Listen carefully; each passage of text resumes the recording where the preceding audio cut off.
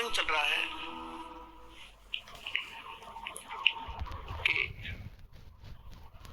इस सतनाम के बारे में प्रसंग है, और प्रसंग है कि सदग्रंथ कौन से हैं, सदग्रंथों में को आधार माने तो वो कौन से ग्रंथ है। जैसे श्रीमद् भगवद गीता अध्याय नंबर 16 के श्लोक 23-24 में स्पष्ट कर दिया है कि शास्त्र विधि को त्याग कर जो मनमाना आचरण करते हैं उनकी न तो गति होती है यानी मोक्ष नहीं होता, और न कोई सुख होता है, और न उनकी कोई सिद्धि साधना प्रफुल्लित होती है, कोई सिद्धि प्राप्त होती है। क्योंकि सिद्धि से ही तो हम सतलोक जाएंगे। सिद्धि माने एक ताकत आएगी हमारे अंदर भक्ति से। तो हम पहले इस ताकत को ये बर्बाद करते रहे, किसी को आशीर्वाद दे देते, किसी को बद्दुआ दे देते, यही पंचर कर लेते थे। अब पंचर नहीं होने देंगे हम इसको, और उससे कुछ होना ही नहीं। जो शास्त्र भी देता है कि मनमानी बकवाद कर रहे हैं, तो उनमें जो सिद्धि आएगी वो दूसरे टाइप की आएगी, ये ऐसी नहीं आएगी जो हमारे अंदर सिद्धि आएगी। परमात्मा गरीबदास जी ने अपनी वाणी में लिखा कि शब्द महल में सिद्धि 24 हंस बिछोड़े विश्व बीसा। यानी हमारा जो मंत्र है इसमें 24 सिद्धियां आ जाएंगी, लेकिन इन सिद्धियों को तुम प्रयोग ना करना, ना तो बात बिगड़ जाएगी। वो कौन कौन सी सिद्धियां हैं वो दिखाते हैं आपको गरीबदास जी की वाणी में। शब्द महल में सिद्ध 24 हंस बिछोड़े विश्व बीसा, कि जो मंत्र हमने आपको दिया है ये सतनाम और प्रथम मंत्र, इसमें 24 सिद्धियां आपको प्राप्त हो जाएंगी। और जितने आज तक अन्य जितने भी सिद्ध हुए हैं, जैसे इनमें अष्ट सिद्धि ही इनके पास है, आठ सिद्धि होती है इनके पास, और इन 8 सिद्धियों में से किसी को 1 प्राप्त होगी, किसी को 2 प्राप्त होगी। इसी में हल्दी की गांठ पाकर पंसारी बन गई है, और हमने ये महापुरुष मान लिए। सिद्धि क्या चीज है? सिद्धि इतना काम है जैसे चींटी होती है, चींटी कीड़ी। वर्षा के दिनों में आप देखते हो कुछ तो चींटी होती है पंखों वाली, तो पंखों वाली जो चींटी होती है वो अन्य चींटियों से सुपीरियर मानी जाती है उनकी दृष्टि में, कि ये आकाश में उड़ जाती है, ओहो ये तो पता नहीं क्या बन गई। और जब वर्षा का महीना आता है, सावन के महीने में ये बाहर निकलते हैं, गर्मी अंदर गर्मी हो जाती है, तो बाहर निकलते ये फिर कहाँ, या तो दीपक पर जल कर मरती है वो उड़ कर जाने वाली, या फिर तब उस बल्लभ के चारों तरफ चक्कर काट काट के वो पंख टूट जाती है, फिर अंत में वो चींटी की चींटी रह जाती है, वो कीड़ा का कीड़ा रह गया, वो पंख सारी जड़गी। तो इसी प्रकार ये सिद्धि जिनके पास प्राप्त है, सतनाम वास्तविक मंत्र था नहीं, और अन्य साधनाओं से जो सिद्धियां प्राप्त की तो उन्होंने यही उनको झाड़ दिया, उनकी पांख सी टूट जाती है। उसके बाद फिर वो जीव के जीव और फिर 83 लाख योनियों में धक्के खाते। अब गरीबदास जी क्या बताते हैं? शब्द महल में सिद्धि 24 हंस बिछोड़े विश्व बीसा। एक सिद्धि सुरदेव मिलावे, एक सिद्धि मनोवृत्ति बतावे, एक सिद्धि हो पवन स्वरूपी, एक सिद्धि हो अनुरूपी, एक सिद्धि निस्वासर जागे, एक सिद्धि सेवक हो आगे, एक सिद्धि स्वर्गापुर धावे, एक सिद्धि जो सब घट छावे, एक सिद्धि सब सागर पीवे, एक सिद्धि जो युग जीवे, एक सिद्धि जो उड़े आकाशा, एक सिद्धि परलोक के वासा, एक सिद्धि तन कष्ट तन जारा, एक सिद्धि जो हंस नियारा, एक सिद्धि जल डूब न जाई, एक सिद्धि जल पैर न लाई, एक सिद्धि बहु चोले धारे, एक सिद्धि नीतत विचारे, एक सिद्धि पांचों तत नीरम, एक सिद्धि जो बजर शरीरम, एक सिद्धि पीवे ना खाई, एक सिद्धि जो गुप्त छिपाई, एक सिद्धि ब्रह्मांड चलावे, एक सिद्धि सब नाद मिलावे, एकता खेल खिलारी खेल, सो हम हंसा प्रगट बेले, 24 को ना दिल चावे, सो हंसा शब्द अतीत कहावे, परासिद्धि पूर्ण पटरानी, सतलोक की कहूं निशानी। सतलोक सुख सागर पाया, सतगुरु भेद कबीर लखाया। परमहंस देखो परवाना, जन कहते दास गरीब दीवाना। अब क्या बताएं इसमें कि शब्द महल में सिद्धि चौबीसा, और हंस बिछोड़े विश्व बीसा। यह सिद्धि अनजान व्यक्ति का हाथ लागी तो इस जीव को भगवान से दूर करेगी। और जब आप और इस शब्द महल में, इस मंत्र में आप में 24 सिद्धि आ जाएंगी, लेकिन इनका दुरुपयोग शुरू कर दिया तो आपका पंचर हो जाएगा, आपकी पूंजी खत्म हो जाएगी, यही रह जाओगे। ना किसी को दुआ दो, ना किसी को बद दुआ दो, ना किसी को आशीर्वाद दो, किसी के सिर पे हाथ ना रखना, आशीर्वाद भरा। वैसे किसी के सिर में कष्ट है, मालिश कर दो खूब, कोई बात नहीं। और एक अपने गुरुदेव और भगवान के अतिरिक्त किसी के चरण नहीं छूना। वैसे कोई बुढ़ा बुजुर्ग बीमार बालक के पैर दुखे, खूब दबाओ, मालिश करो, वो चीज अलग है। उस भाव से नहीं, एक पूज्य भाव से नहीं, सत्कार करो, खूब नमस्कार करो, कति नतमस्तक होकर प्रणाम करो सबको, ये सत्कार है। और चरण छूना ये पूजा माता है। तो पूजा केवल एक भगवान और उसके स्वरूप यानी गुरु के अतिरिक्त हम नहीं करेंगे। तो ये कुछ मर्यादा है जो समाज से हमारी हटकर होती है, तो हमने समाज के अनुसार नहीं चलेंगे। तो वो प्रसन्न हो या ना हो, हमने परमात्मा को प्रसन्न रखना है, हमने राम राज्य करना है, भगवान खुश करना है। और जिन बातों से गुरु दुख पावे, तीन बातों को दूर भगावे, तब हंसा सतलोक जावे। तो इस तरह के कुछ कहना, किसी को बद्दुआ देना, ये भी हमारी हानि होती है। और ना किसी को दुआ देना, किसी को आशीर्वाद भी नहीं देना, तेरे नो हो जाएगा, फलाना हो जाएगा, ठीक हो जाएगा, ऐसा खुश रहो, ये नहीं बोलना। नमस्कार करो, प्रणाम करो, नमस्ते बोलो, राम राम कहता कोई राम राम बोल दो। क्योंकि राम क्या है, राम कौन है? उनका राम जो है सो हमारा राम तो वो है कबीर राम। और आजकल एक बीमारी, एक और नई, एक और चल पड़ी काल की व्यवस्था कि गुड मॉर्निंग बोलेंगे, गुड मॉर्निंग, गुड इवनिंग। बता, ये नहीं बोलना हमने, ना गुड इवनिंग कहना, ना गुड मॉर्निंग और ना गुड आफ्टरनून। हम या तो सिंपल कह दो, वो कहता गुड मॉर्निंग, वो कह दो जी मॉर्निंग मॉर्निंग, और या बोल दो गॉड मॉर्निंग, गुड छोड़ के गॉड बोल दो, गॉड मॉर्निंग, गॉड मॉर्निंग। अब उसका मिलता जुलता अक्षर भी हो गया, विराजी हो जाएगा।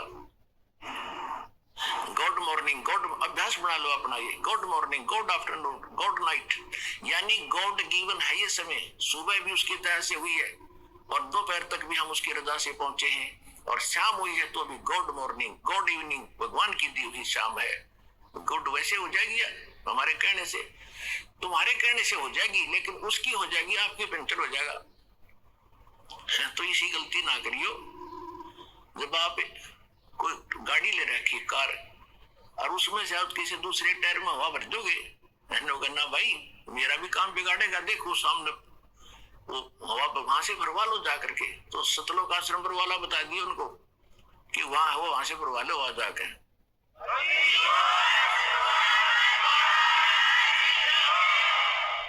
तो इसमें क्या बताया है कि शब्द महल में सिद्ध चौबीसा, और हंस बिछोड़े विश्व बीसा। हमारे इस मंत्र में 24 सिद्धि आ जाएंगी। अब जैसे इनमें एक एक दो दो सिद्धि थी, उस समय पता नहीं हमारे लिए आज अलग भगवान बन गए थे। ये ऋषि में ऋषि क्या बताया, एक सिद्धि सुरदेव मिलावे, एक सिद्धि मनवृत्ति बतावे, एक सिद्धि हो पवन स्वरूपी, एक सिद्धि हो अनुरूपी, एक सिद्धि निस्वा सिर जागे, एक सिद्धि सेवक हो आगे। अब देखो, एक सिद्धि निस्वा सिर जागे, दिन रात जागे, यह सिद्धि होगी, दिन रात उसको नींद नहीं आती, बैठा रहता है। आदरणीय गीसा दास साहिब जी, गांव खेखड़ा, जिला बागपत हो गया, पहले मेरठ था। उनके एक शिष्य हुए नेकी राम जी, जो नारी वाले बोले जाते, नारी गांव के थे, वे जाट थे। तो उन्होंने आदमी गीसा दास साहिब जी से दीक्षा ली थी, और गीसा दास साहिब जी के पास वो मंत्र था, लेकिन उनको उन्होंने प्रथम मंत्र दिया था, वो जो प्रथम मंत्र हम आपको देते।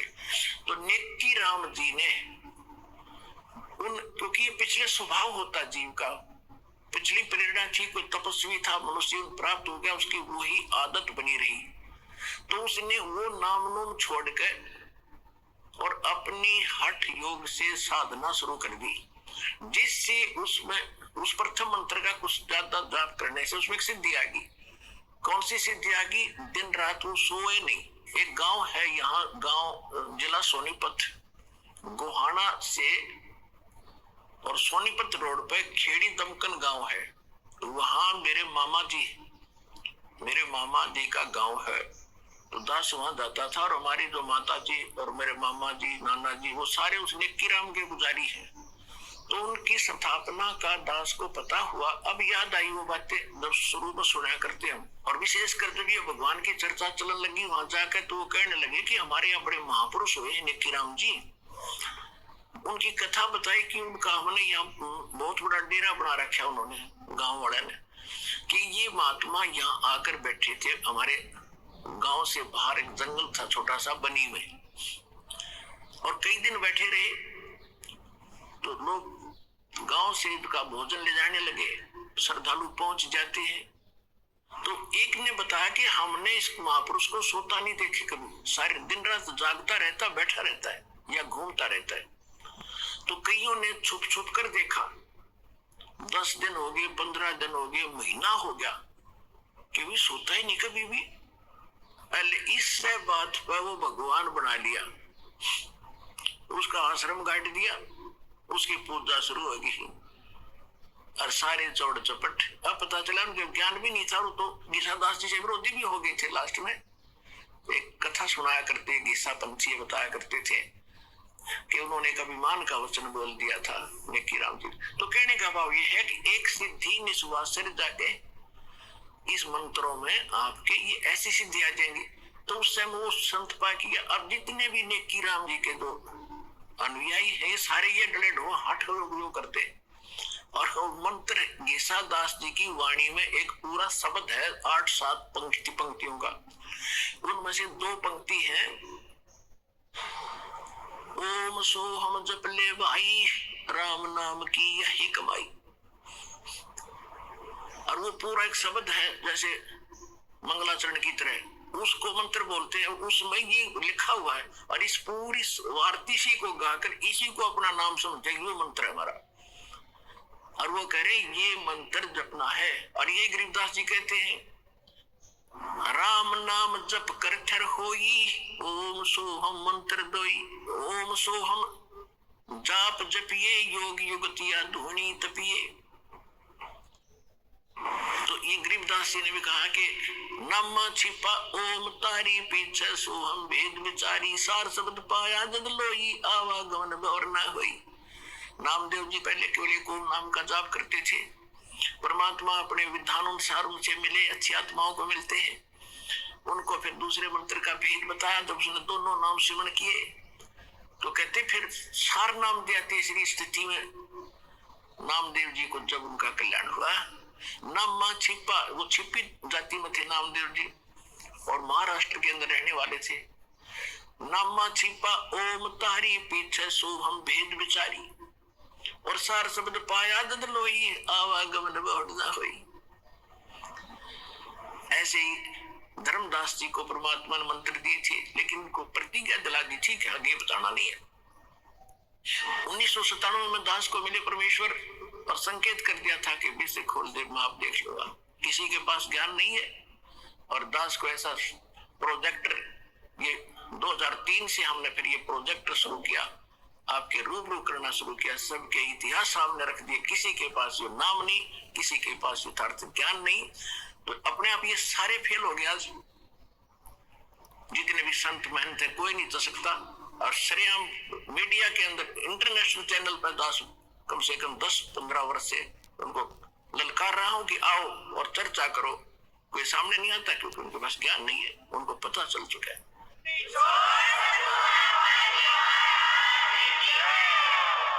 और ये भोले श्रद्धालु उनको भगवान माने बैठे, नकलियों को संत मान रहे हैं। वो तो जनसाधारण के जैसे भी नहीं, तो पता लग गया भी गलती हो जाए इंसानों से, भूल लगी। भगवान के लिए संत चले हैं, भगवान के लिए श्रद्धालु उनके पीछे लगे, तो उनका कर्तव्य बनता है। जब पता लग गया कि तुम्हारे बारे में कोई गलत, मेरे बारे में कोई गलत बोलता, मैं अच्छा देखता हूँ कहा मेरी त्रुटि तो नहीं है, त्रुटि नहीं है तो बोलता रहे, फिर थारे रूबरू करता हूँ किसने ऐसे बोला, देखो ये इसका ये प्रमाण, ये गलत हो रहा है, तो वो ना अपने शिष्यों को कोई जवाब देते। इसे सिद्ध है कि वो फेल हो लिए और इस श्रद्धालु एक दिन आएंगे, क्योंकि सबको पता है वो अनमोल जन्म ऐसे बर्बाद करने का नहीं है, एक दिन ज्ञान होगा। तो जो प्रसंग चल रहा है उसी प्राप्त, एक सिद्धि निस्वा सर जागे, एक सिद्धि सेवक हो आगे, एक सिद्धि स्वर्गापुर जावे, एक सिद्धि जो सब घट छावे। एक सिद्धि ऐसी है जो स्वर्ग तक चले जाते हैं, जैसे सुखदेव ऋषि के अंदर एक सिद्धि थी आकाश में उड़ जाने की, स्वर्ग में जाने की।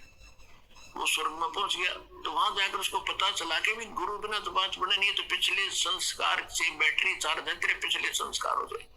अब यह सिद्धि तुझे पूर्व जन्म से प्राप्त है, ये जिस दिन खत्म होगी तो ये पंख कट जाएंगी, जीव का जीव रह जाएगा।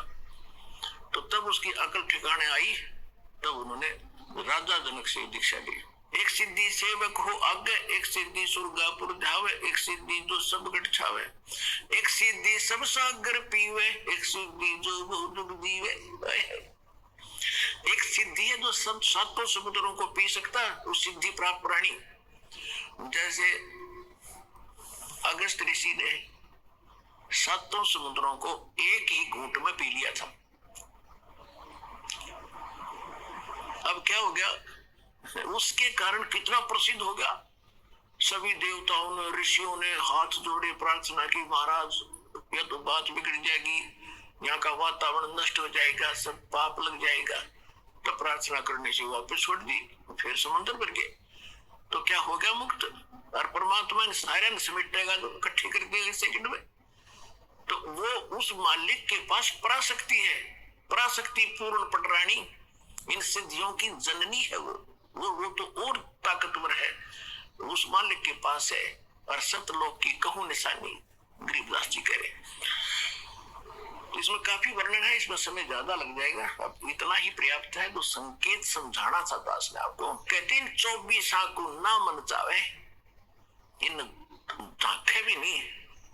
देखो पुण्यात्माओं जैसे बहुत से भगत देखे, पुण्यात्माओं जैसे बहुत से भगत देखे, उनकी प्रार्थनाएं भी आती है और वैसे भी मिलते समय भी कहते हैं जी मैंने गलती कर दी। अपने अभी बता रही थी एक बहन कि मैंने अपने भाई के नाम ले रखा था, उसने, मैंने उसको कह दिया कि तू ठीक हो जा, तेरी बीमारी मेरा लग जा, तो वह ठीक होगी मेरा लगी। हम फिर ये पंगा क्यों मोल लो तुम।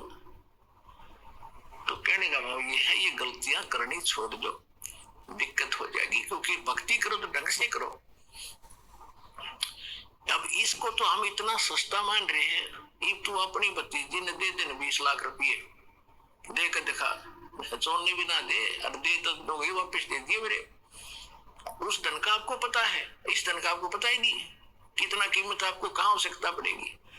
तो इसलिए ये सारा कुछ ज्ञान देकर आपको सतर्क किया जा रहा है कि कहाँ आप फाउल होते हैं, कहाँ आप मार खाते हो, और कौन सा धन कितना कीमती आपका है, और इसको आपने कैसे सुरक्षित रखना है ताकि मोक्ष आपको प्राप्त हो सके।